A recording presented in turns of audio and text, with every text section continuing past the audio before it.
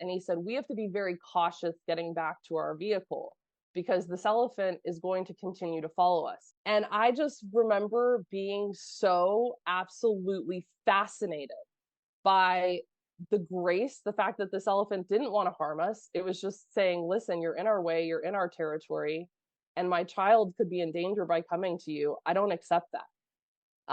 And then continue to follow us on. I mean, when I came back from that walking safari, I was like, you guys, you'll never believe what happened on the walking safari. And they're like, you're kidding. That's not normally what happens on a walking safari. Welcome to Wild Development Studio. Join us as we venture into the breathtaking realm of wildlife arts and untamed adventures. With captivating stories from the field and ideas to dive into the visual arts, we'll ignite your passion for conservation. Get ready to develop something wild. Our introduction clip at the start of the show is just part of one of the amazing stories Amber Langham shared on Wild Developments. Amber is an entrepreneur, motivator, and mentor.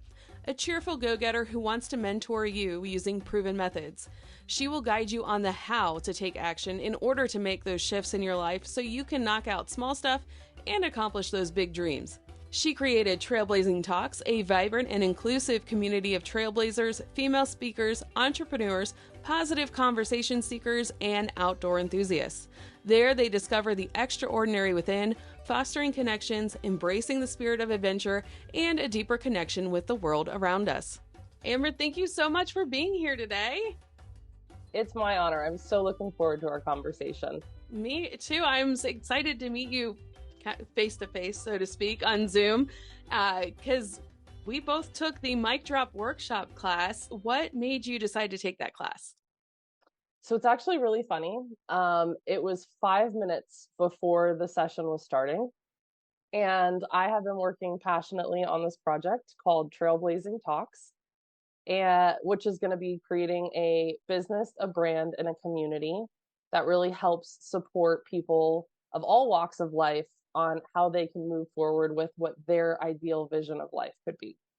And so I saw this thing that had popped up on my feed a few times, and it popped up again.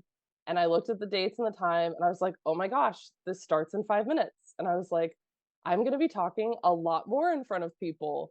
And I would always talk in my past about how I want to become a public speaker and how I'm not afraid to get on stage. So why aren't I sharing my voice more broadly? And how can I do that and feel more supported to do that? And so when this popped up about 5 minutes before it was starting, I was like, this is definitely a sign. Like, I take things that come my way as validation of something that's kind of festering inside of us or kind of going through our heads. And I don't like to just sit. I like to take action. I think that that's really key. So I went to the website and I saw that they had a basic version. And then I saw that they had a VIP version, which gives you the recordings. And I was like, dude, I'm all in. I'm going VIP. And what I really loved about that experience was connecting with incredible people like you and all these powerhouse, amazing women who are bringing their dreams to reality by learning the skills and getting the support that they need in order to be a fantastic public speaker. So that was kind of the driver behind why I joined. And what I got from it was far more impactful and amazing, just from conversations like we're having today. Yeah, it really inspired me to just start the podcast. And I took her, it wasn't the mic drop, it was her book boot camp last year. And I got to tell you what, this class, I've connected with so many people, like just like you, all doing amazing things. And this was just an amazing class. And I'm so happy to have met you through it. Are you applying for any speeches? Did you get anything? Yes, I'm currently applying for 3. One that I have secured is going to be in March. Wow. And I am extremely pumped about it. I do have a little bit of an edge in. I have had over 15 years of event coordinating experience. So I am very deep in the events world, and I've always been at the events from a supportive figure like an event coordinator. So I really was excited about the idea of transforming roles and actually getting on stage to being a public speaker. So that is something I'm very passionate about. I love to get out there and share my personal story and my message because it gives other people the courage to do the same. I can say that you were such a huge advocate for me and such a great role model when you got into our group and you were like, I've launched my podcast. I put it out there. I was like, oh my gosh, yes, girl. I immediately went on. I listened. I gave, a 5-star rating on everywhere I could. I was just so thrilled to see your bravery and the fact that you shared it. And it completely inspired me and motivated me to keep moving forward with this passion and this dream that I have for Trailblazing Talks. So I have a big thanks to you for that. Yay, we thank each other. That's amazing. And are you talking about some of the things that you're doing with Trailblazing Talks in your speeches? That's really cool that you even asked that. I'll be honest, I have been playing it small, dude. I've been kind of hiding in the shadows on this power project that I'm loving. And so most of my talk is just generalized, not specific about Trailblazing Talks. But once again, you've inspired me to maybe tweak it and be a little more vulnerable and give people the insight of what it is that I'm actually working so hard on to bring to life. And I'm bringing that to life, not just for myself, but because I want to create that platform and that community that really supports one another in these audacious, amazing, grand goals that we have. And you talk a lot about creativity and kind of getting that spark of creativity from being outdoors. Can you tell us what that means to you? Absolutely. So whenever, I don't know about you, if it's something good, if it's something challenging, I always find myself getting out and moving outside. It does not matter if it is warm, if it is cold, if it is snowing. I find such healing and therapy and almost a deeper connection to the Lord when I'm outside in nature. So anytime that I am facing a struggle, whether it be a disappointing rejection or an amazing exception, that somebody's accepted something that, I've proposed, or could be loss, I find myself the first thing that I do is immediately walk outside. I usually take off my shoes and I physically touch the ground. I feel like getting grounded really allows me to release those negative ions that are in my body and allows me to just actually physically reconnect, not only with nature, but also myself. And once I do that, it gives you a lot of perspective. It gives you a pause to reconnect and really process whatever it is that you're going through, whether it be joy or sadness. And when you fully experience those emotions and you fully experience what it is that you're going through, and you almost culminate it to like this, grappling moment of like, okay, this is something I've been so excited about and it's come to life. Or, oh my gosh, this was something really hard that I just didn't see coming. By giving yourself that opportunity, it really can create such a deep and healing moment where you're kind of setting like your thumbprint on this pause and giving yourself that moment of reflection. And in a world where we are really focused on, let's keep going, just keep on getting to the next goal, or let's just push through the pain, let's not look at the hurt. I really find that that's a practice that's very therapeutic, healing, and gives me a lot of gratitude for the beautiful life that we're living. Yeah, absolutely. And talking about that pause, scuba diving is the best thing for me because I am underwater. Nobody can bother me. And I know you're a diver too. What is your most memorable underwater experience that you've had? Oh, okay. So the first one that I found to be really incredible is that it was my first time diving in Hawaii. And at this time, I was still a pretty new diver. I have been diving for 15 years. So at this time, I was still a pretty new diver. And I had a huge fear of seeing anything big underwater. Like, I only wanted to see small things. Let's see some sea turtles. Let's see some fish. But I didn't really want to see anything big. And we had taken a boat to this one specific dive spot, and it was Molokini. And there's just this a massive amount of very deep water that is next to very shallow water. And that is an amazing mecca for you to be able to experience both, large animals as well as small animals. And I will never forget it. I dropped in. I'm literally like releasing the air from my BC, and I look over and there is this huge manta ray. I mean, Oh, massive. And it's less than like 10 feet from me. And I was like, whoa, this is incredible. And I immediately was like, why was I so afraid of this? Why was I so resistant to this? And it just gave me this absolute awe of nature and this deeper appreciation for you're never going to be able to control what you're going to experience when you're in the ocean. Mm-hmm. But if you just surrender and you just experience it, I promise the outcome is going to be memorable and 99% of the time magnificent. Man, manta rays are beautiful. I have to say, one of my favorite animals is the eagle ray stingray.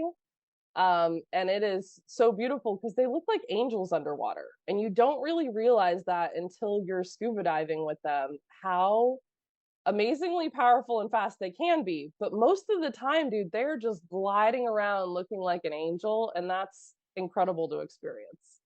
And even when they're gliding, they're still so much faster than we are. We're so cumbersome in the water. But it's still amazing to get under and experience that environment. It is wonderful. I mean, where do you find complete silence other than your bubbles? Unless you're diving a rebreather, which I've also done. And that's epic because when you have no bubbles, I'm telling you, marine life are like, are you a fish? Oh, wow. They're uber curious, and it's even more peaceful. I have not done rebreather yet. That one kind of scares me. Yeah, I'm married to a scuba diving loving husband, and he does that for his profession. And so when they were rolling out their first civilian rebreather program, I was one of the first civilians that got to try it. Nice. And I'm one of those people, I want to experience everything life has to offer. And if it scares me, even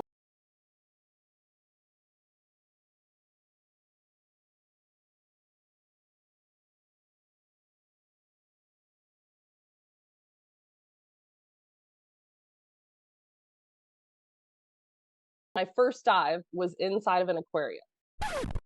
It was at this moment that your podcast host thought she might know Amber's husband from a previous career. But you'll have to stick around to the end of the podcast after the credits to hear a little bit more of that conversation. So I was in a physical building. I was not in the open water. And I was given a squeegee bottle of fish food. And so I would just squeeze this bottle, and literally every fish would just go. And I was just like, this is amazing. Like, they're this close, because typically when you're scuba diving, your bubbles are going to scare off the fish and other marine life. And what I didn't realize is while I was squeezing this squeeze bottle right in front of my face and just absolutely enamored by the yellow tang and all the amazing fish that were coming up, the angelfish, I did not realize that I was completely being circled by a blacktip like a blacktip shark. Yeah. And so this little dude was just like having a field day around me. And that was, I would say, one of the closest like animals that I was completely oblivious until I saw the video that the shark was right next to me. And mind you, you have safety divers around you, and these fish and animals are very well fed and cared for. So they were not interested in me in any way, shape, or form. But I found that one to be pretty cool that I got that close to a shark and that close to that many fish and was able to like hand feed them. Like I still to this day, that is a top 10 for sure. Yeah, that is pretty awesome. Do you mind if I ask what aquarium? Yes, the Georgia Aquarium. It's the largest aquarium in the United States. That one is beautiful. Have you seen their new shark exhibit? I have. A lot of my family has dove in it as well. Oh, nice. Okay, I'm gonna have to go. I did the whale shark dive a couple years ago. I loved it. So I know what you're talking about. An Yeah, incredible experience like none other. it's one of the best dive programs around for sure. Hmm. And I actually, circling back when we were talking about getting in nature with big exciting things and hard things, my mom had passed away, and my family and I were looking for something to bond together to do. And it was my sister, my nephew, and my stepdad, my mom's husband. And they all went diving in the shark cage at Georgia Aquarium.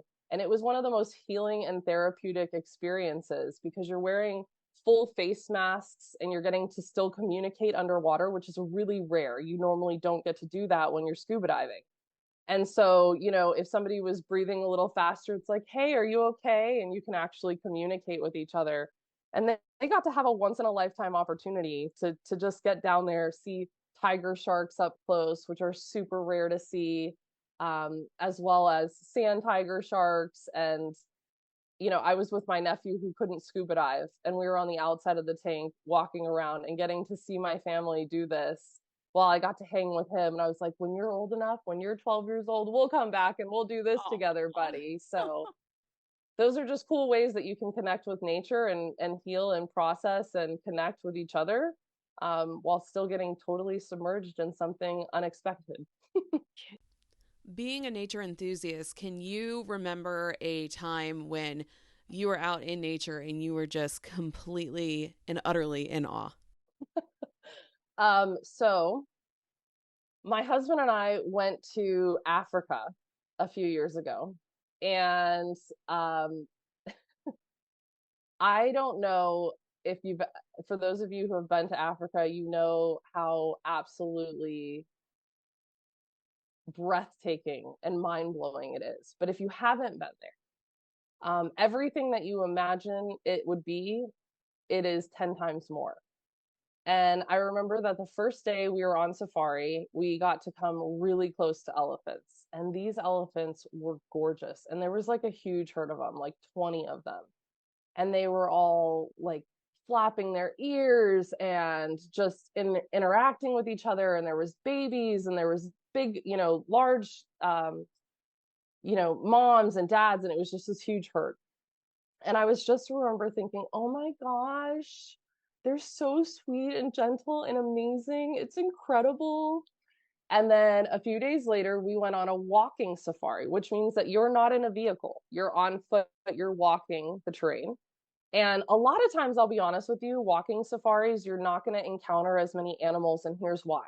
When you're in a vehicle and you're on safari, the smell of the gasoline, it covers your human scent.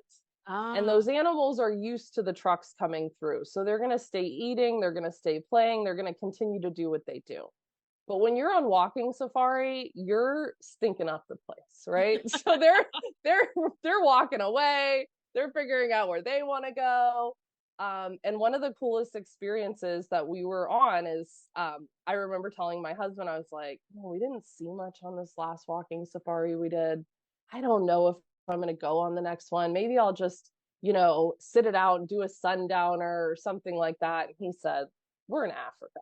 You're going to miss out on an opportunity to go on a walking safari because you didn't see many animals. You Mhm. still got to walk the grounds in Africa. This isn't like you're behind a cage in a safe spot. Like, you literally have a ranger with a gun that's walking in front of you.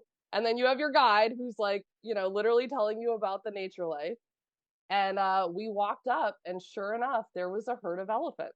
And what I didn't realize is that there was a river, here was us, and then here was the elephant. We were blocking the elephant from the water. And one of the baby elephants started to come towards us. And immediately when that happened, that mother elephant got very territorial. And so she started to kind of straighten her tail. That's like your first sign. The tail goes completely straight, ears like fully flapped strongly back, and just saying, like, you're in our way. You're not supposed to be here. And I remember them saying, whatever you do, do not run. Hold your ground, hold your ground. And the elephant continued to push towards us, to the point that the ranger actually discharged their gun in the air. Now, they don't ever shoot the animal. This is just to make a loud noise to Hmm. frighten the animal.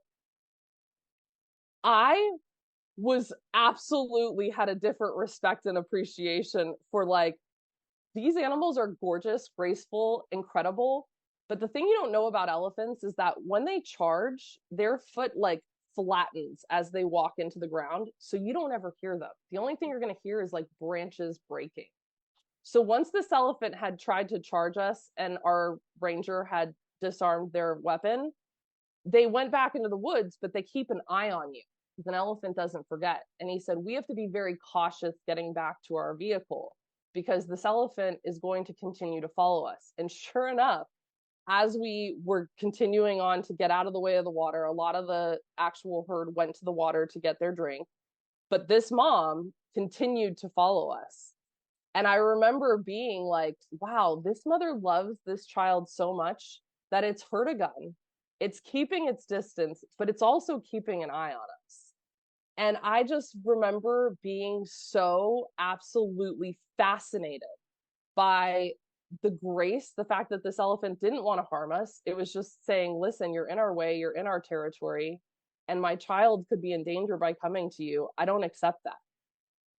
And then continue to follow us on. I mean, when I came back from that walking safari, I was like, you guys, you'll never believe what happened on the walking safari. And they're like, you're kidding. That's not normally what happens on a walking safari. You're looking at like, ant hills and different things. So I think that that was a pretty wild experience for me, getting to see both the tame, calm, docileness of an elephant in its, natural habitat, and then also to get to see the power, fierceness, and this behavior of an elephant. And all of us ended up walking away okay. So it's once again to show you we are meant to coexist, but there has to be healthy communication, boundaries, and understanding what those are so that you can navigate the terrain well enough to get safely back home. Well, I'm glad you listened to your husband because that's a much better story than sitting back in the hotel room. Oh yeah, I completely agree. And I'm gonna have to start using Mama Elephant instead of Mama Bear because that sounds terrifying. I know, it literally later on another safari at a different camp, they're like, oh, you can get close to the elephants. I was like, I have had close enough experience with the elephants. I'm good. I'm good. Oh my gosh.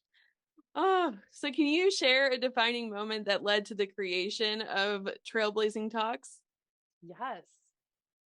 I had been going through a really like stagnant time, like a lot of us probably when you get through COVID, wasn't moving my body enough, wasn't getting out in nature enough, really needing to like reconnect with the things that I loved.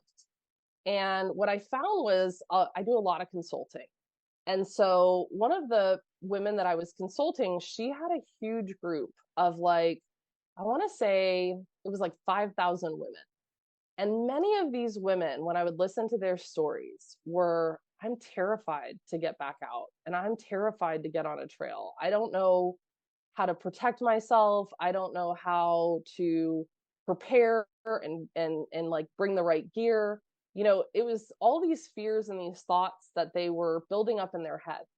And so one day I was sitting on my back porch in nature with my feet in the ground and just kind of praying and meditating on like, how can I get back in nature? And even more than that, how can I bring other women with me? How can I make this less intimidating? How can I make it more fun? How can I make it more engaging? Maybe if I go there and I show somebody this trail, it's going to give them the courage to go out and try this particular trail. And so that was kind of the beginning idea of Trailblazing Talks, was getting out on trails, talking and having meaningful conversations, and eventually having meetups where women would be able to meet me and getting to hear their stories and getting to explore trails. But then also creating that for audiences who aren't physically able. Maybe they want to experience these trails and they don't have the opportunity. So I really wanted this like inclusive experience for all walks of life, no matter what your limitations are, no matter what opportunities you may have. And that's kind of where it started. And then it's morphed since I took Mic Drop Workshop. I've had a deeper passion for also connecting with other female speakers and entrepreneurs and adding that zest also within this business brand and community. I can't wait to hear everything that you are going to be doing. So when you're doing a podcast with this, I am. I'm and thanks to you, I'm working diligently to get this thing launched. I'm so excited. You got me so passionate. and it's going to be amazing. So when you're interviewing people, wait, right now we're on Zoom. I'm in Cincinnati, you're in Georgia. I mean, are you doing this like that, or are you doing something a little different? So I'm a really spontaneous person. And what I mean by that is literally in December, my husband and I were going out to California to celebrate my aunt's 80th birthday. And I was like, you know what? We're right near Joshua Tree. We're going to Joshua Tree. And so we ended up going and exploring Joshua Tree for the day. And I was like, anybody who wants to join me on this adventure, it's totally spur of the moment. Here's the date and time. This is when we're going. If you want to come, jump in the car or jump in my car and let's go hit this up. And those are moments where no matter if I'm, traveling for family or traveling for work or just here in my own hotel, my own hometown of, the Metro Atlanta area, I try to find cool places and I want to give an opportunity to extend those invites out. I love the idea of possibly going live so people who are in other parts of the world in the country can also partake in that. But I am definitely overcoming one technical tool at a time. So this is going to start off very small and it's going to expand from there. You're going to go so many places. It's going to be amazing. I'm so happy I met you at the beginning of your ride. Dude, I'm so thrilled that we're on this ride together. Yes. This is epic. Well, I go down to Florida every winter and actually in 2 weeks I'm going to swim at the manatees. But oh, how cool. At some point we should meet up and go hike. I would love that. Or dive. I'm totally down for let's do both. Yeah, exactly. It's totally my style too. Like, let's just on vacation, we do everything we can and let's vacation when we get home. I can relax when I get home. That's definitely my husband's mentality as well. He's like, come on, let's go to the next adventure. I'm like, let's do it. Let's do it. Can you share a memorable hiking experience that left a lasting impression on you and how that ties into Trailblazing Talks? Yes. So one of the coolest things that I had a moment with myself, I was in the Valley of Yosemite. We were staying at I think they call it the housekeeping camp. That's where we were. And there's this little beach area that it goes along the Mirror River. And so I woke up at because I'm on the East Coast, and when you go to the West Coast, you wake up at 3 or 4 in the morning. So I woke up at literally 4 in the morning, and I was like, well, I'm not just gonna sit here in my tent. I'm gonna go out and I'm gonna start having a walk myself. So I brewed my coffee, I got all bundled up because it was this is kind of crazy. It was May, but it was snowing. Wow. So it was one of those rare occasions where it was really unexpectedly cold. But that particular morning, it was just cold, no snow yet. And I got my coffee and I went out on this little beach and I was just observing the river. And I was having just the most serene moment. And I had been out walking in this area, just exploring all through the woods in this beach area, before I realized 2 things. One is that I looked up, and that's always a gift. Don't forget to look up. Sometimes you get so focused on what's ahead of you or what's in front of you or the trail that you forget to lift your eyes to the sun and to the beautiful things that are above you. And I look up, and there were the waterfalls right in front of me. And I was absolutely in awe that I had been on this trail and I had been walking for an hour. And it wasn't until the sun came up and I peeked through and I saw through the trees that there is the most amazing waterfall. And I think it was Vail Falls. I'm pretty sure that might be the falls you see from it. Could have been Yosemite Falls. Listeners, feel free to correct me. But I remember just being completely captivated. And around 6:30 in the morning, my husband came out and he's like, you've been out here since 4? And I was like, yeah, it's been incredible. I've like had so many inspiring thoughts of what I want to do and how I want to, be as a human being. And he goes, did you have any bears? Because this is where all the animals come to drink the water. Oh my I gosh. said, I've been so submerged in myself. I don't know if I had any wildlife around me or not, but none that I can actually recall. He's like, next time, maybe take a bigger look around you and above you. Okay, kid? I was like, duly noted, duly noted. So that was a very inspiring moment of Trailblazing Talks where I thought I can bring these experiences to life, and really invite other people to have those experiences for themselves as well. Well, you inspired me to go out west so I can see a sunrise because usually asleep.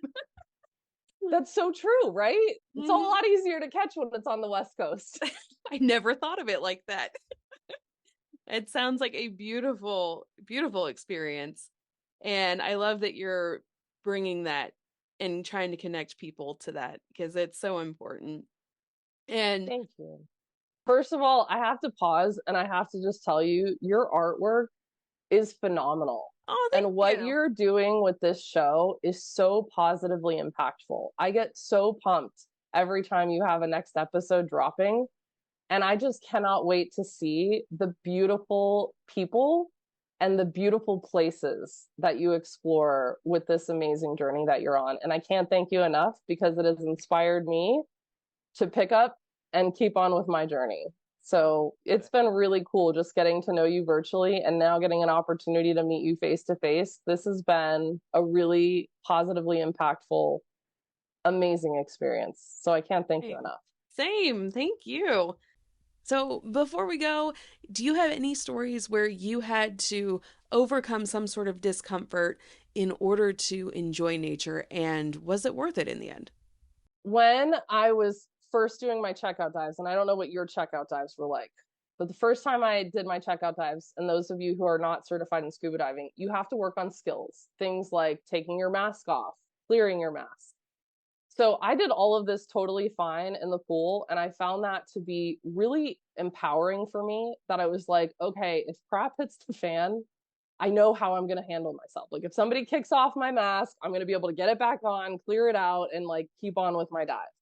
Well, the first time I was doing my open water dives, we were doing Christ of the Abyss. And for those of you who don't know what Christ of the Abyss is, it is a statue of Jesus with his hands extended in the water above his head. Some people call it Touchdown Jesus because he looks like he's a ref doing a touchdown move. And I was making my way to the actual statue, and I was having an issue because I was wearing contacts. I wear glasses. And so when I scuba dive, I either wear a prescription mask, but early in my, diving career, I didn't have a prescription mask. So you simply wear contacts with a regular mask. And I had my hair get caught in the top of my mask, and that can create a leak for water to start flooding your mask. And I remember I was like, okay, I got this. And I cleared my mask. Well, all the salt water was out of my mask, but salt water had gotten into my eyes. Mm. And I had never experienced that before. And so I started to panic a little bit. And I was looking at my instructor, and I was looking at my boyfriend at the time, which is now my husband. And I was like, I need to go up. I need to go up. I can't stay down here. And so I went up to the top. I took my mask off. I rubbed my eyes. I got my eyes flushed out enough, put my mask back on. And my instructor said, all right, are you ready to go again? I said, absolutely, let's do this. And when I went back under, there was this little yellow tang fish.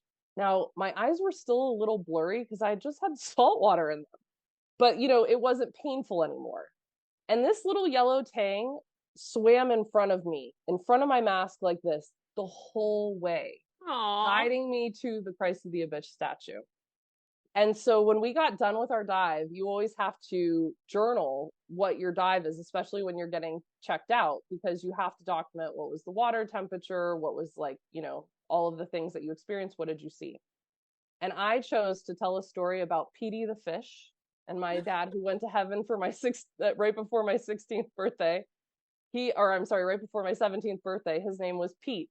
And so I said, I think it was my dad telling this fish, guide my daughter to the Christ of the Abyss. And this little yellow tang, I followed all the way there. And when he swam off was right when the statue was in front of me. And that's how life can really unfold for you so beautifully if you just dive in, push through any of the challenges you're facing, and go forward to conquer the day, because it'll be worth it.